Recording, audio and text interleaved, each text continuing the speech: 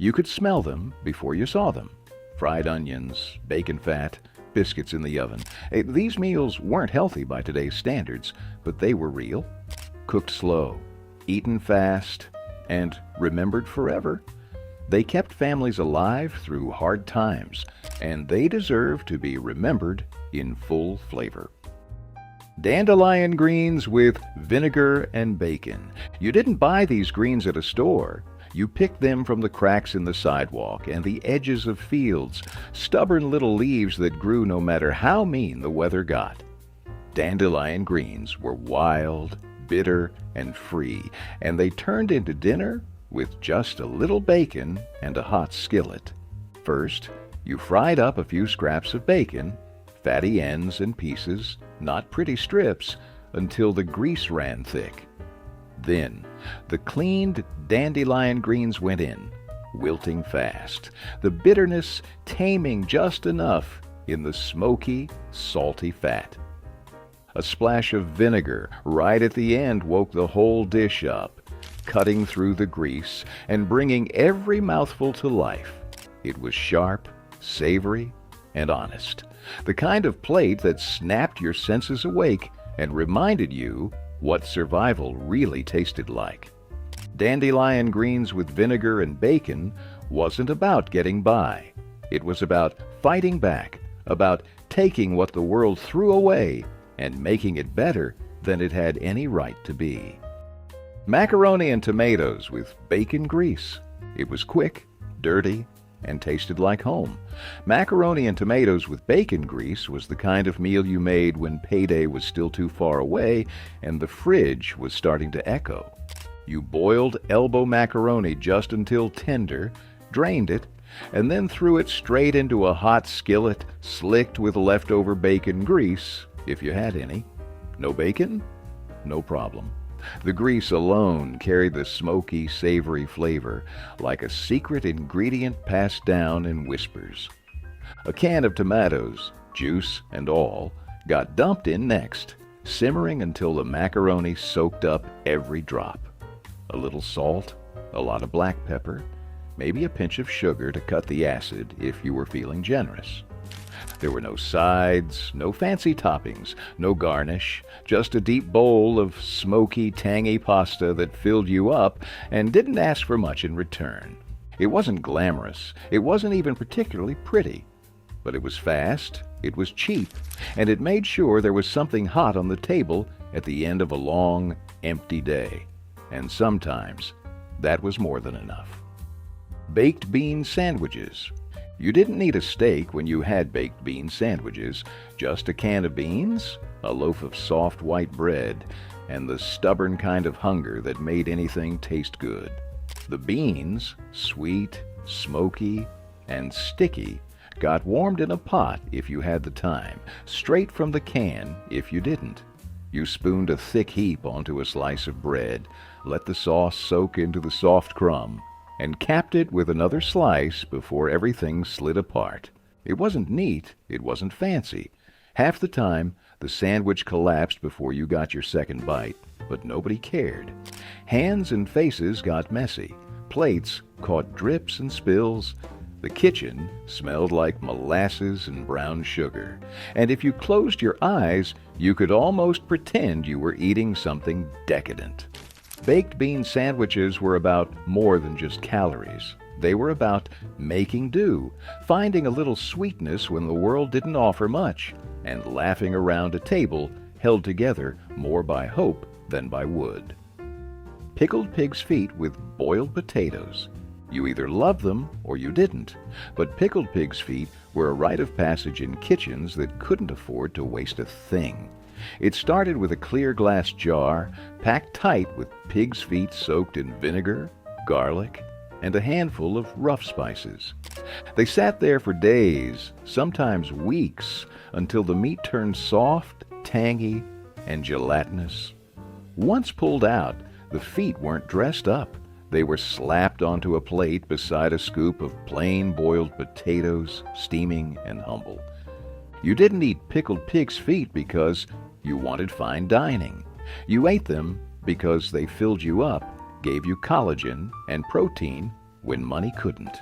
The vinegar cut through the richness, and the potatoes smoothed it out, balancing salty, sour, and starchy into something weirdly comforting. No one pretended this was elegant food. It was daring, gritty, unapologetically real. It didn't just feed you, it dared you to be tougher than your circumstances. In homes where pride meant nothing if your stomach was empty, pickled pig's feet were a badge of honor. Cold meatloaf sandwiches. The second day was always the best. Cold meatloaf sandwiches weren't an afterthought. They were the whole reason you made a double-sized loaf in the first place. Yesterday's meatloaf, pulled cold from the fridge, sliced thick enough to hold together without crumbling, slapped between two slices of soft white bread. A heavy squirt of yellow mustard cut through the richness, sharp and bright against the dense, seasoned meat. Some folks swore by adding a pickle spear or a slice of raw onion. Others kept it simple, just bread, meat, and a memory of last night's dinner. No heating, no pan, no fuss. Just grab it, wrap it in wax paper if you were fancy, and head out the door. It was the lunch of factory workers, mechanics, and anyone who didn't have time to waste standing over a stove. The fat in the loaf firmed up overnight, the seasoning settled deeper, and somehow the sandwich always tasted even better than the hot meal ever did. Cold meatloaf sandwiches were proof that sometimes the leftovers were the real prize, and that the best meals didn't always come out of a hot oven. City chicken, mock chicken legs. It looked like a drumstick. It crunched like a drumstick, but there wasn't a lick of chicken in it.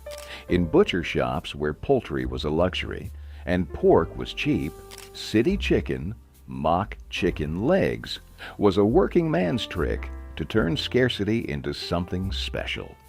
Cubes of pork or veal were skewered tightly onto sticks, dipped in beaten egg, rolled in breadcrumbs, and pan-fried or baked until golden and crisp.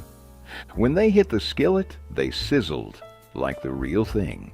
When they came out, steaming and tender under that crispy shell, nobody cared what meat was hiding inside.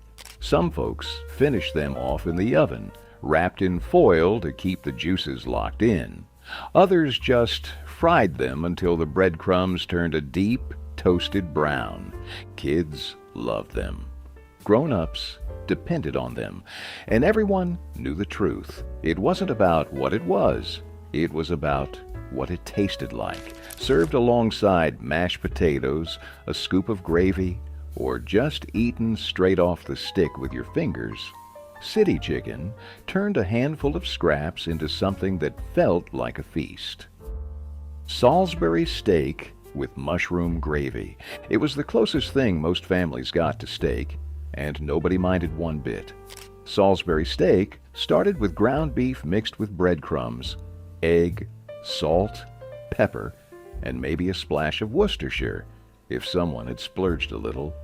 You shaped the mix into thick oval patties, seared them hard in a skillet until the edges crusted and the inside stayed juicy. Then you set them aside and built the real magic. Mushroom gravy. A handful of sliced mushrooms and a chopped onion sizzled in the fat left behind. A quick dusting of flour, a slow pour of broth, and suddenly the skillet was bubbling with a rich, savory sauce that smelled like it cost a whole lot more than it did. The patties went back into the pan, soaking up every drop of flavor while the gravy thickened. Spoon it over a scoop of mashed potatoes. Boxed or scratch, it didn't matter, and you had yourself a meal that made a Tuesday night feel almost like Sunday. Salisbury steak wasn't about luxury. It was about tricking the world into thinking you had a little more than you did, and pulling it off so well nobody questioned it. Ham hocks and cabbage. You could smell it long before you saw the pot, a smoky, meaty scent that drifted down the block, slipping through windows and pulling you home. Ham hocks and cabbage didn't come from recipe books. They came from knowing how to turn cheap cuts into pure gold. Ham hocks, dirt cheap and loaded with flavor, were thrown into a pot with water and left to simmer low and slow. Cabbage came next, chopped into thick wedges and added just as the meat started to fall apart. The broth turned rich and smoky, the ham tender enough to nudge off the bone with a spoon, and the cabbage soaking up every last drop like it had been waiting for it all its life. Sometimes a few potatoes made it in, sometimes a handful of beans. But even on its own, this dish could stretch for days, ladled out into bowls, dunked with crusty bread, and savored till the last shred was gone. Ham hocks and cabbage didn't pretend to be anything fancy. It was a working man's dinner built on patience, thrift, and a deep understanding that the best meals are the ones you make out of almost nothing. Fried bologna and eggs.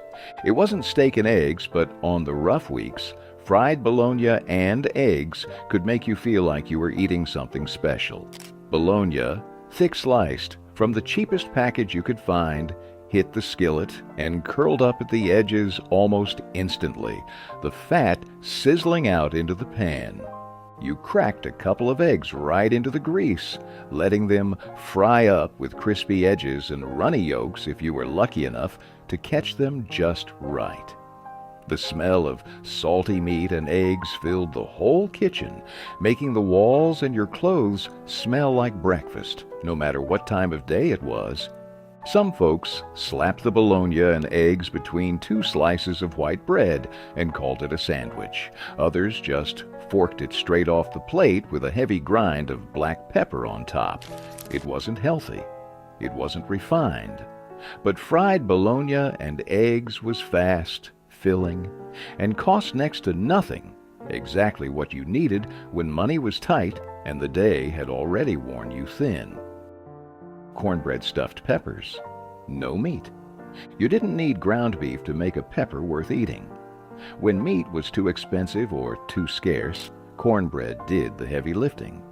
Cornbread stuffed peppers were a poor man's way of making dinner look like a Sunday feast, even when the pantry was nearly empty.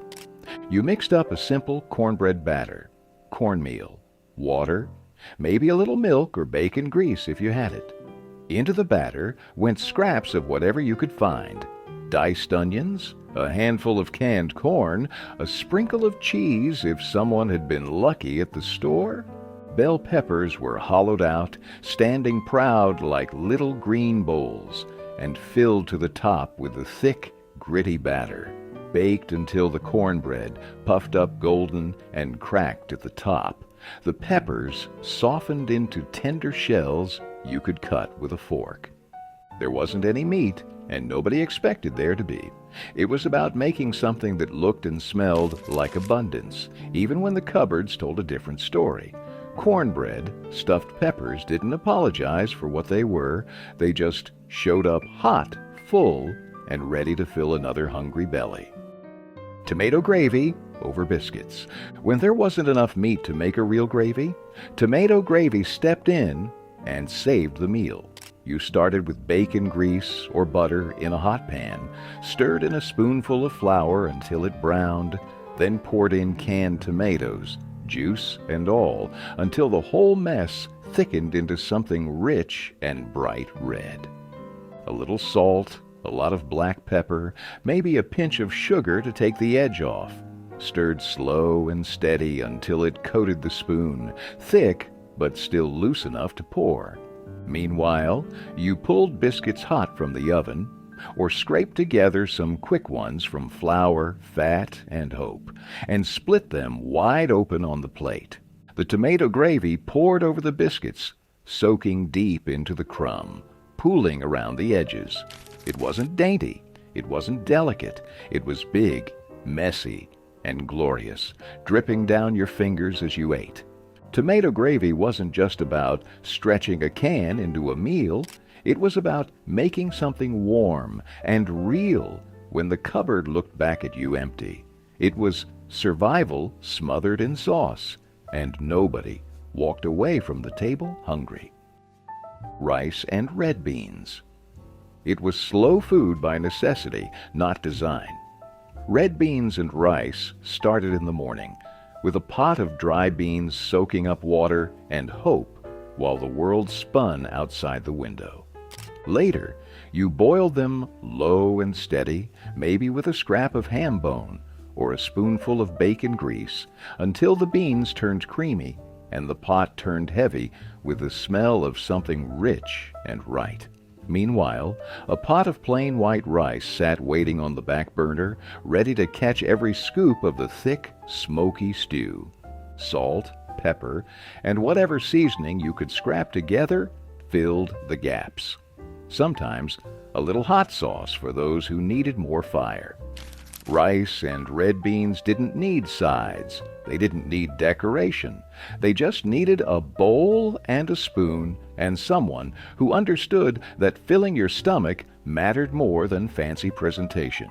In homes where Sunday stretched into Monday, and there wasn't always enough to go around, red beans and rice made sure there was still something hot and ready on the stove. Potato cakes with onion. It started with yesterday's mashed potatoes, the cold, stiff kind that nobody wanted to eat straight from the icebox. You stirred in a handful of chopped onions, maybe an egg if you had one to spare, and enough flour to pull the whole thing together. Then you shaped it rough by hand, no fancy cutters, and dropped the cakes straight onto a hot, greased skillet. The edges crisped and browned almost before you could flip them, the onions sizzling sweet into the batter and sending up a smell that filled every room. You didn't need toppings. You didn't need sides. Just a fork, or your hands if nobody was looking, and a big plate of hot golden potato cakes. Some folks dusted them with a little salt. Some drizzled them with whatever scrap of gravy might be left over from the night before. Most just ate them straight off the pan, burning their fingers because waiting was worse than the burn. Potato cakes with onion weren't about impressing anybody. They were about not wasting a thing and finding a little crisp, golden joy in the middle of a tough week. Factory Town boiled dinner, variation, with beans and salt meat. This wasn't just dinner. It was an entire week packed into a single pot. Factory Town boiled dinner was the working man's answer to not knowing if next week's pay was coming. It started with the toughest cuts of salt-cured meat, brisket if you were lucky, pork scraps if you weren't, tossed into the biggest pot you owned and covered in water. Potatoes came next, whole and unpeeled, soaking up all that briny broth. Then came the beans, tossed in dry if you had time, canned if you didn't. Carrots, onions, and thick wedges of cabbage layered on top until the pot looked like it could barely hold it all. It simmered for hours, the smell filling every crack in the house. A sharp, peppery steam that meant dinner was almost ready, even if you had to ladle it out one careful scoop at a time. Some families slathered the salt meat with mustard. Others just let the broth do the talking. Boiled dinner wasn't about flavor fireworks. It was about feeding tired bodies without wasting a single scrap. And when it stretched into lunches and sandwiches later in the week, nobody complained. It was survival, seasoned with patience. Spam and rice skillet. When meat prices spiked and grocery shelves started to thin, Spam was the hero nobody expected. Spam and rice skillet was a Depression-born classic that never apologized for being what it was: salty, fatty, and just enough to fill a plate when little else could. You cubed up a can of Spam into rough chunks, browned them in a screaming hot skillet until the edges got crisp and caramelized, then tossed in a mound of cooked white rice, Some folks added frozen peas or a few shreds of cabbage if they had them, but most nights it was just meat, rice, and maybe a splash of soy sauce or black pepper. The fat from the Spam slicked every grain of rice in flavor, turning what should have been bland into something smoky and rich. It was fast, heavy, and comforting in a way you didn't question. Spam and Rice Skillet wasn't about health or presentation. It was about survival, about making a single can stretch across dinner and tomorrow's lunch. It wasn't supposed to be pretty. It was supposed to keep you standing, and it did. Blood gravy over biscuits. It sounds brutal, and it was. But back when nothing could be wasted, blood gravy was the kind of dinner that kept people standing. Fresh blood from pigs or cows was whisked into a hot skillet with a little flour, a splash of milk if there was any to spare, and a heavy hand of black pepper. It thickened quick into a dark, rich sauce that smelled stronger than anything you had ever tasted. Served ladled over biscuits, homemade if there was time, store-bought if there wasn't, blood gravy turned the scraps of the kitchen into a full, heavy meal. It wasn't fancy, and it sure wasn't delicate. It was iron-rich, packed with body, and it stuck to your ribs like it meant it. For folks living paycheck to paycheck, or not even that, it was a miracle in a pan. Some families seasoned it with sage or onion. Others kept it bare bones and let the richness speak for itself. It wasn't for picky eaters, but it filled the house with the smell of survival. Blood gravy didn't pretend to be pretty. It just did its job. And sometimes that's all a dinner needed to do. Stuffed bell peppers with ground beef and rice. They looked fancy on the outside, but stuffed bell peppers were pure strategy underneath. Take a handful of ground beef, stretch it with a scoop of cooked rice, toss in some chopped onions, maybe a little tomato paste, if the can wasn't already scraped clean, and you had a meal built to last. You hollowed out big, fat bell peppers, green, red, whatever was cheapest, and packed them tight with the beef and rice mixture like edible suitcases. Some folks seasoned the filling with garlic powder, dried herbs, or just a heavy hand of salt and pepper. Into the baking dish they went, standing proud. A splash of broth or tomato sauce at the bottom kept them moist while they baked, bubbling and steaming until the peppers softened and the filling cooked through. They came out hot, hearty, and colorful enough to feel like you were eating something special. No side dishes needed. Every bite gave you meat, starch, and vegetable in one neat little package. Stuffed peppers weren't about saving time. They were about saving money and making sure nobody at the table noticed that pound of ground beef had been stretched across 6 plates instead of 3. Rice pudding dinner, sweet and filling. When there wasn't enough meat and the pantry shelves were running thin, sweet dinners like rice pudding pulled their weight. You boiled up a pot of white rice, thick and soft, then stirred in a little milk, a handful of sugar, and whatever scraps of spices you had. Cinnamon, if you were lucky, nutmeg, if you were blessed. Some folks cracked an egg into the pot to make it richer. Others just let the milk and sugar thicken into a loose, sweet slurry that clung to every grain. Raisins made it in if you had them. But most nights it was just rice, milk, and hope. Spoon it hot into deep bowls, steaming and fragrant. And you had something that filled you up fast, even if it wasn't what you really wanted. It was warm, it was heavy, and it stayed with you through the night. Rice pudding for dinner wasn't about treats. It was about calories, comfort, and making a handful of cheap staples taste like something that could carry you through the next day. Sweet, simple, and stubborn. That was the secret. Boiled dinner, corned beef, cabbage, and potatoes. It didn't look like much, but boiled dinner was the backbone of factory towns and farmhouse kitchens alike. You started with a slab of corned beef, salty, brined, and tough as shoe leather until you showed it patience. Tossed into a big pot of water, it simmered for hours, softening slow while the house filled with a rich, peppery steam. Whole potatoes came next, skins on and scrubbed clean, dropped into the broth like stones. Carrots, thick cut, and cabbage stacked in big leafy layers joined after, soaking up the meaty, salty flavor until every bite tasted like it belonged to a different century. It wasn't delicate, it wasn't fast, but it fed everybody from the youngest kid to the oldest granddad, stretching across meals and into sandwiches and hash the next morning. Some slathered their corned beef in mustard, others just loaded their plates high and ate until they couldn't move. Boiled dinner wasn't about looking good.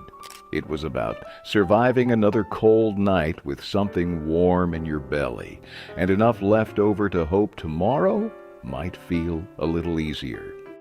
Fried cornmeal, mush with gravy. Cornmeal mush wasn't just breakfast.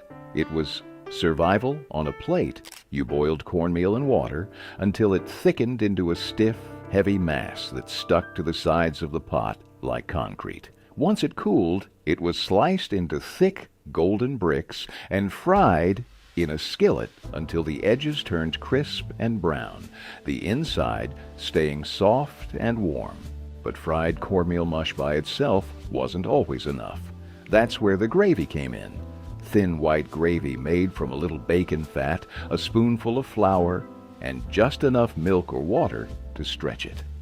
Poured hot over the crisp slices, it turned plain mush into a full meal, heavy enough to get you through a long day in the fields or the factory.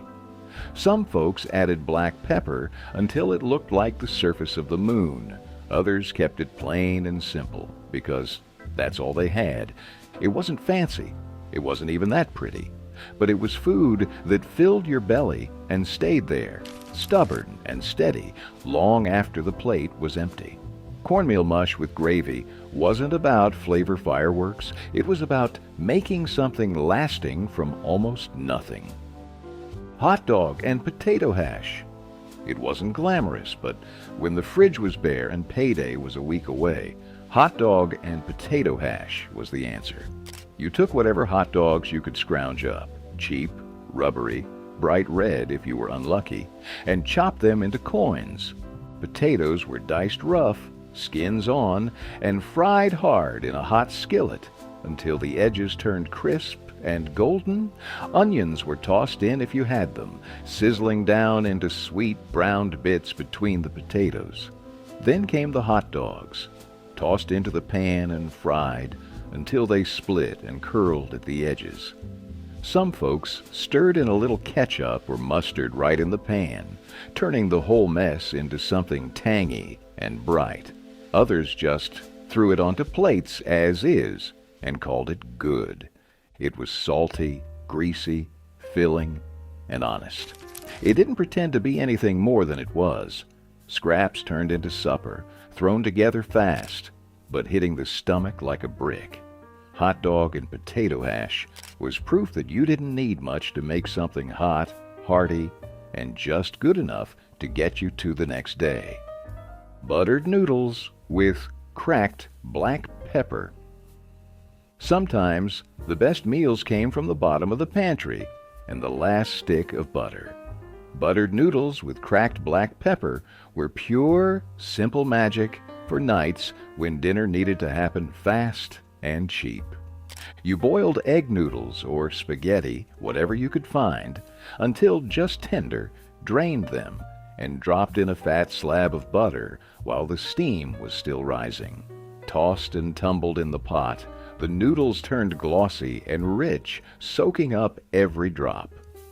Then came the black pepper, cracked fresh if you had it, shaken from a battered tin if you didn't, scattered over the noodles like confetti. Some folks threw in a pinch of salt, maybe a dusting of cheese if they were lucky, but most just let the butter and pepper do the talking. It wasn't hearty. It wasn't heavy. But it was warm, filling, and good enough to make a long day feel a little softer. Buttered noodles didn't try to impress anyone. They just made sure you got from one day to the next, one bowl at a time. Bread and lard with salt. When times got mean, you learned to be meaner. Bread and lard wasn't a delicacy. It was necessity, straight from the hard days when hunger didn't wait for pride.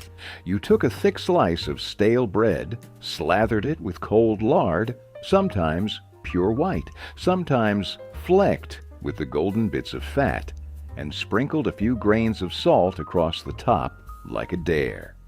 No cooking, no fuss, just bare, brutal eating. Bite by bite, the heavy fat melting into the bread, the salt kicking your tongue awake just long enough to remind you that you were still here, still standing. Some folks softened the lard with a little hot broth. Others toasted the bread if they had the firewood to spare. But most didn't bother. It wasn't about flavor. It wasn't even about satisfaction.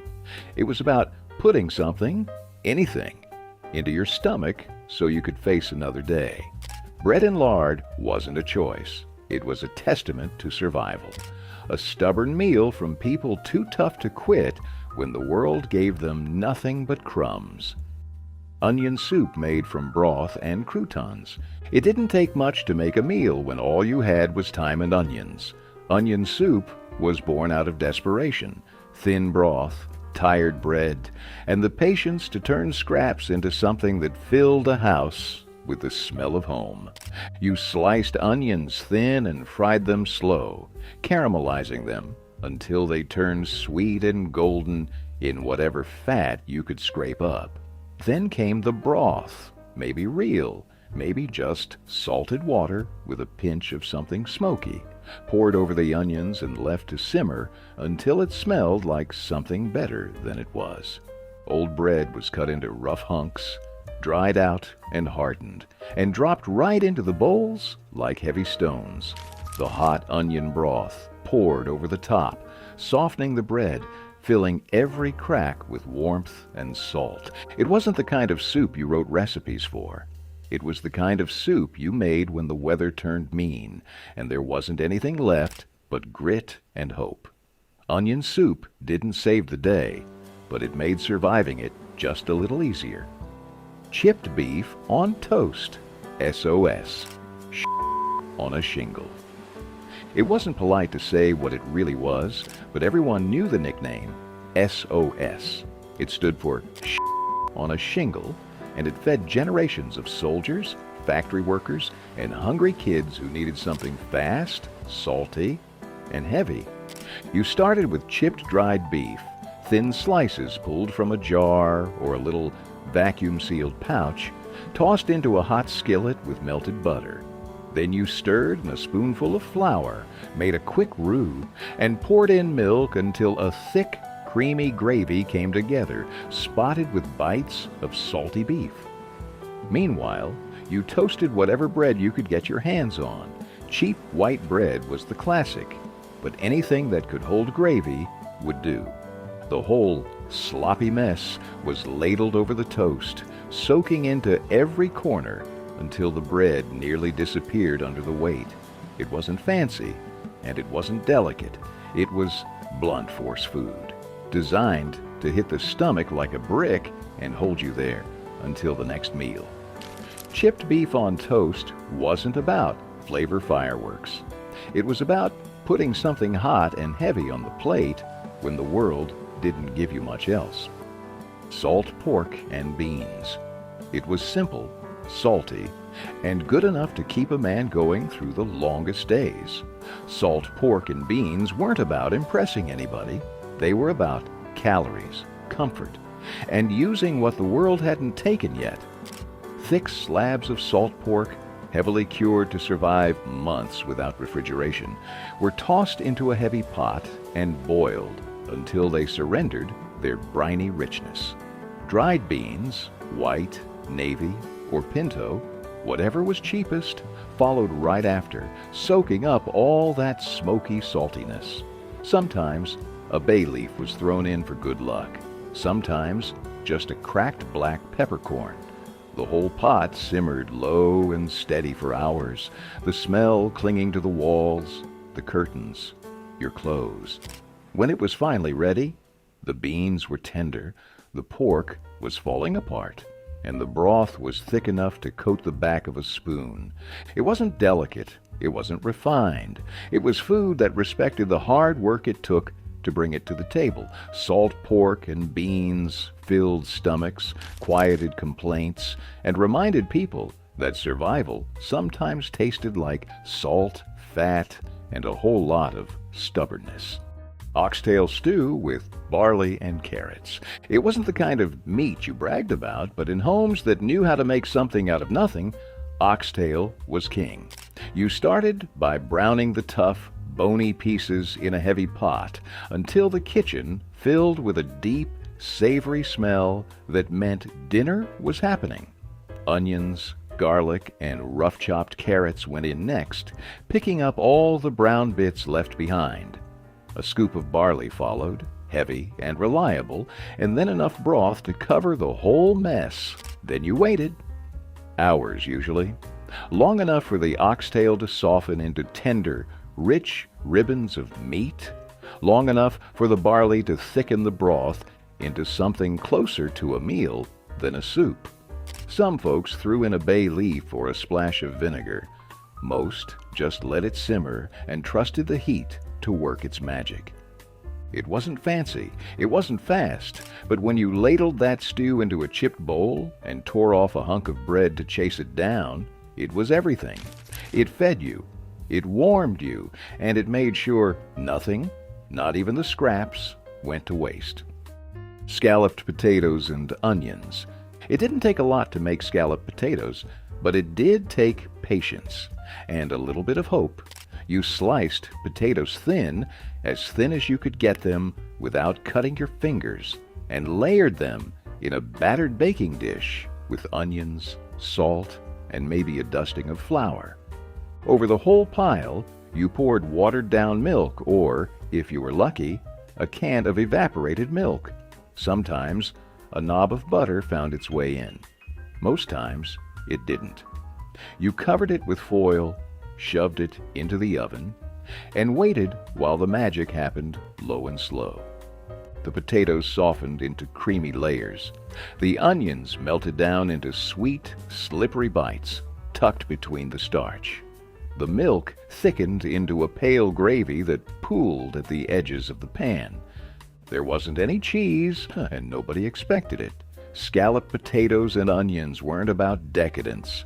They were about using what you had, stretching it as far as it could go, and pulling a full meal out of the kind of scraps most people would overlook. Cabbage and noodles, haluski. It smelled like home before you even stepped through the door.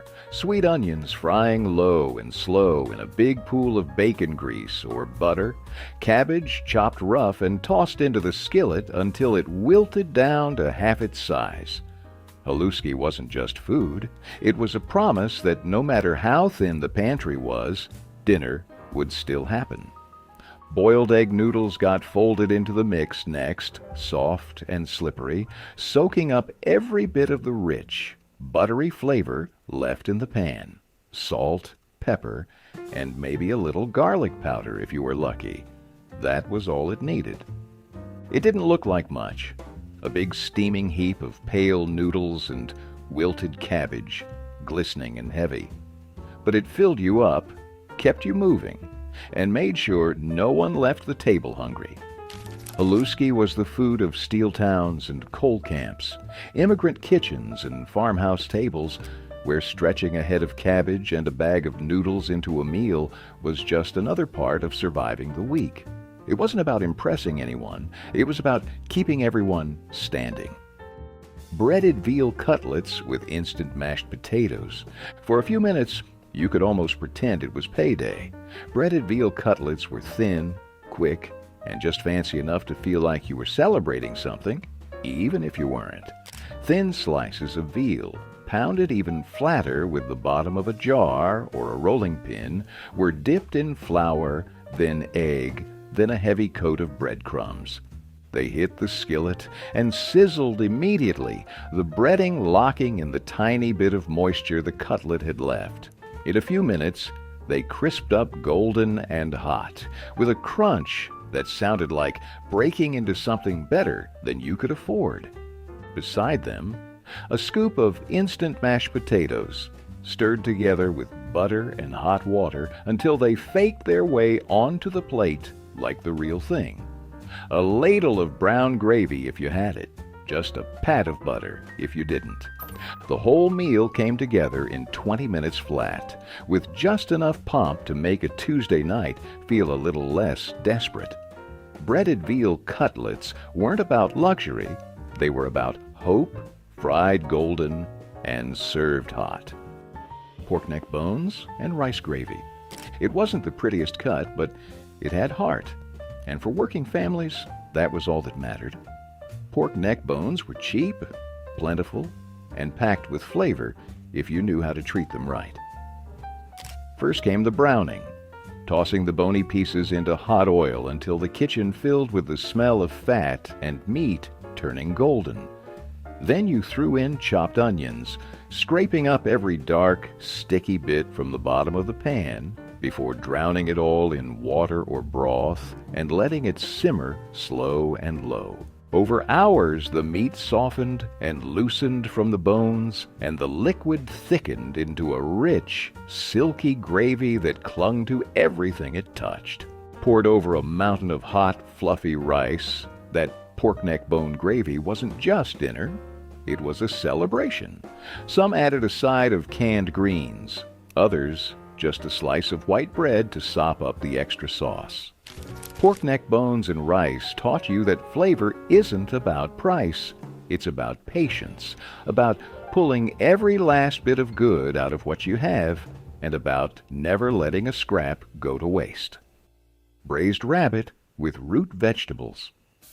Before meat came in neat plastic packages, families made do with what they could catch, and rabbit was the prize of many backyard hunts. Braised rabbit with root vegetables wasn't some special occasion meal. It was regular folks turning the day's luck into something that could feed everybody.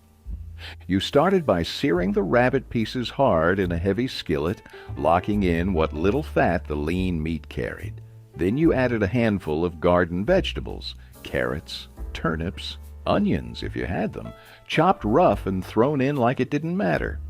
Everything got bathed in broth or just plain water, covered and left to simmer low and steady until the rabbit turned tender and the vegetables surrendered their sweetness to the pot. The result wasn't flashy. It wasn't meant to be. It was earthy, hearty, and deeply honest. Food that tasted like survival and smelled like home. Braised rabbit with root vegetables wasn't about richness. It was about resourcefulness, patience, and that rare satisfaction of turning a good day's catch into a meal that could last until tomorrow. Ground beef and corn casserole.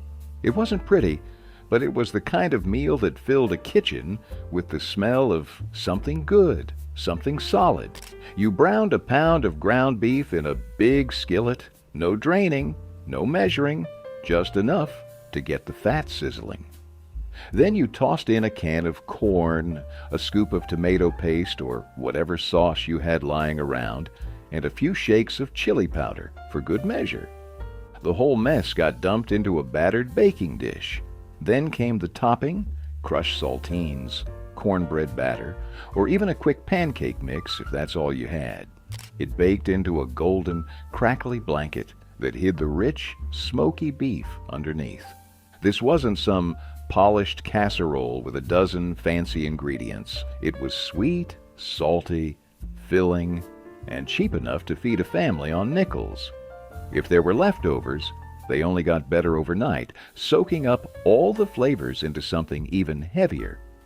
Ground beef and corn casserole didn't try to impress anybody.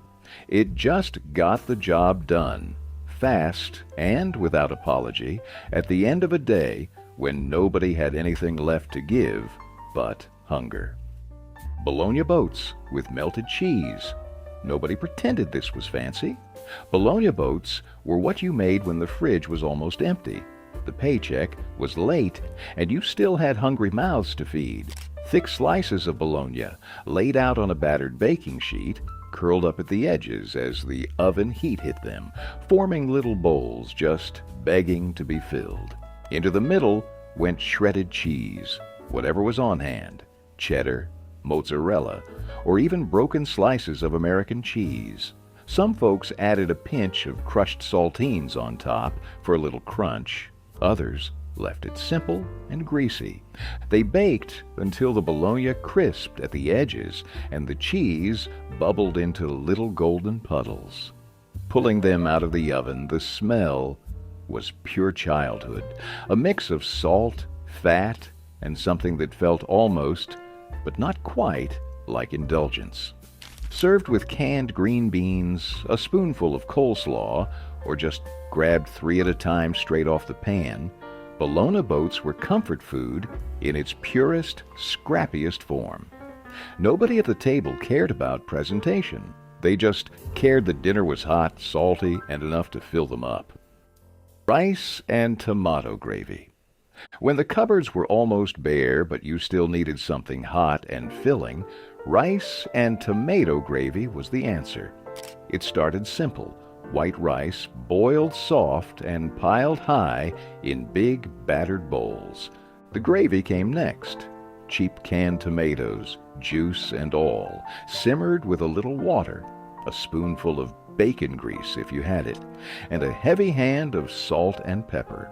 Sometimes there was a pinch of sugar to take the edge off the acid. Sometimes just a prayer. You ladled the tomato gravy straight over the mound of steaming rice, letting the bright red sauce soak into every grain. It wasn't fancy. It wasn't even pretty. But it was hot, it was heavy, and it stayed with you. Rice and tomato gravy didn't try to pretend.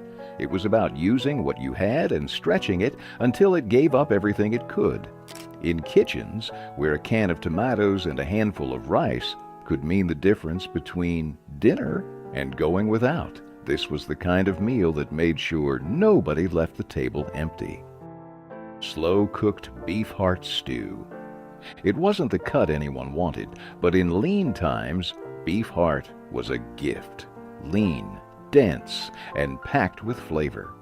If you knew what you were doing, it needed careful hands and a lot of patience.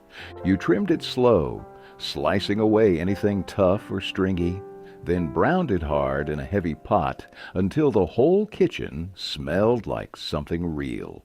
Broth or water came next, enough to just cover, maybe with a splash of vinegar or a couple bay leaves to help tenderize the stubborn muscle. Low heat and long hours were the secret. Left to simmer all day, the heart softened, giving up its toughness and taking on a richness that didn't taste like anything else. Carrots and parsnips went in near the end, adding sweetness and body to the stew. It wasn't glamorous. It wasn't supposed to be. It was survival food, nourishment pulled out of the parts most people threw away. Served with bread, rice, or just eaten straight from the pot, slow-cooked beef heart stew reminded everyone at the table that tough times could still produce tender meals if you were willing to work for it. Fried salt pork with grits. You could smell it before you even walked in the door. Sharp, smoky, heavy, with the kind of salt that clung to your clothes long after the plates were cleared. Fried salt pork wasn't tender, and it wasn't trying to be. It was chewy, crisp-edged survival, the kind of meat you ate because there wasn't anything else left. Slices of salt pork, almost more fat than meat, hit the hot skillet and sizzled hard, curling up at the edges as the fat rendered out, leaving behind golden brown strips tough enough to make your jaw work for every bite. Beside it, A big pot of grits bubbled slow, just ground corn and water stretched into something thick enough to stand a spoon in. A little salt, maybe a pat of butter if the pantry was feeling generous, and the grits turned into the perfect bed for that salty meat. You didn't eat fried salt pork with grits for comfort. You ate it for survival, for stubbornness, for the simple, unvarnished fact that sometimes the world didn't hand you anything better, and you made it work anyway. Hungarian chicken paprikash. It started with a smell, deep, smoky, and sweet, floating out from a heavy pot on the stove. Hungarian chicken paprikash didn't require a lot, just bone-in chicken, a few onions, a heavy hand with the paprika, and time. You browned the chicken first, letting the fat crisp up and render down. Then you threw in the onions, slicing them thin and frying them until golden and collapsing. Right when the house smelled rich enough to eat, you dumped in a full scoop of paprika, not a sprinkle, but a whole handful, turning everything a deep, earthy red. A little flour thickened the sauce. A splash of broth loosened it again. And just before serving, a spoonful of sour cream stirred through gave it a velvety richness that tasted like a secret too good to share. It poured thick and heavy over wide egg noodles, every bite smoky, savory, and tinged with just a little tang. Hungarian chicken paprikash didn't care if you had much money. It only cared if you had the will to make something unforgettable out of almost nothing. It was the kind of dinner you remembered long after the plates were clean. Milk toast, bread, milk, butter. It doesn't get humbler than this. Milk toast was the meal of last resort, the thing you made when the cupboards were bare and the day had been too long for anything fancier. Thick slices of bread, toasted to golden at the edges, dropped into a shallow bowl and drowned in hot milk. A pat of butter melted across the surface, swirling into the warm, pale puddle like a tiny luxury. Sometimes there was a sprinkle of sugar or cinnamon if there was a little extra to spare, but most nights it was just bread, milk, and the soft, quiet comfort of something filling your belly. It wasn't glamorous. It didn't try to be. Milk toast was what you ate when you were too tired to fight, too broke to pretend, and too stubborn to go to bed hungry. It filled you up in a way that had nothing to do with calories and everything to do with resilience. In the hardest seasons, milk toast wasn't just dinner.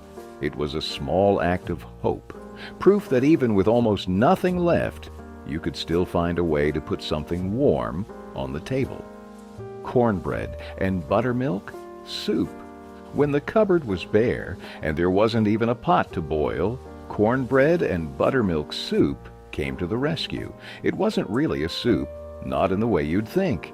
It was a rough, gritty answer to hunger, built on scraps and handed down like a secret handshake between the hard luck and the hungry.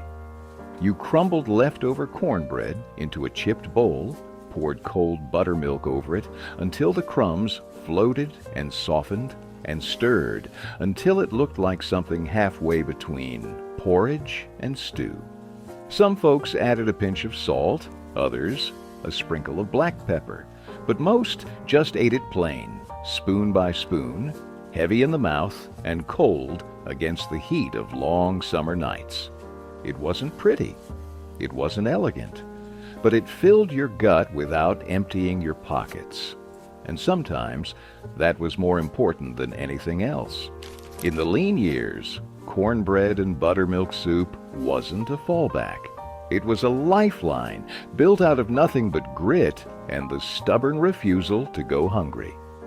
Egg drop soup with leftover vegetables. It wasn't a feast. It wasn't even much of a meal. But when the cupboard was down to scraps, egg drop soup kept you going. You boiled a pot of thin broth, chicken if you had a leftover carcass, water with a bouillon cube if you didn't. Leftover vegetables got chopped rough and thrown in. Wilted celery, a stray carrot, a handful of peas. Nothing went to waste.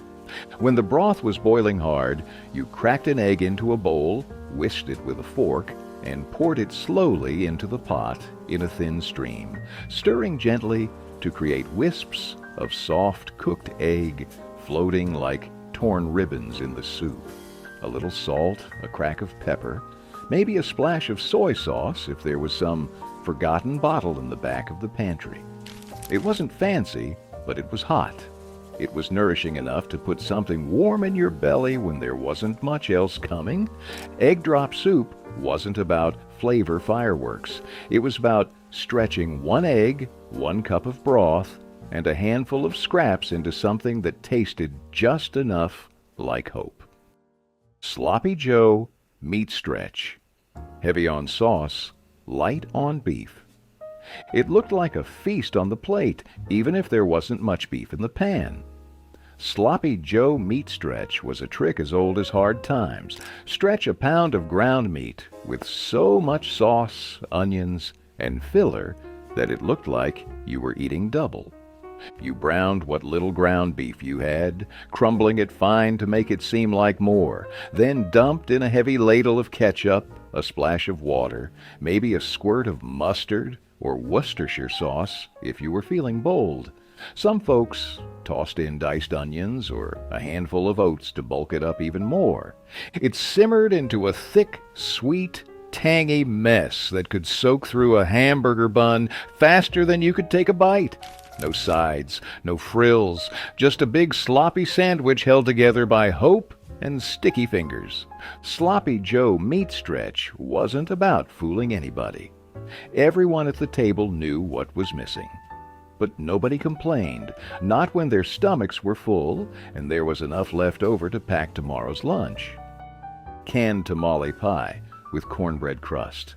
It didn't come from a fancy recipe card. It came straight from the pantry, thrown together from whatever cans hadn't been opened yet. Canned tamale pie was the kind of working man's dinner that smelled like it took all day to make, but came together in under an hour.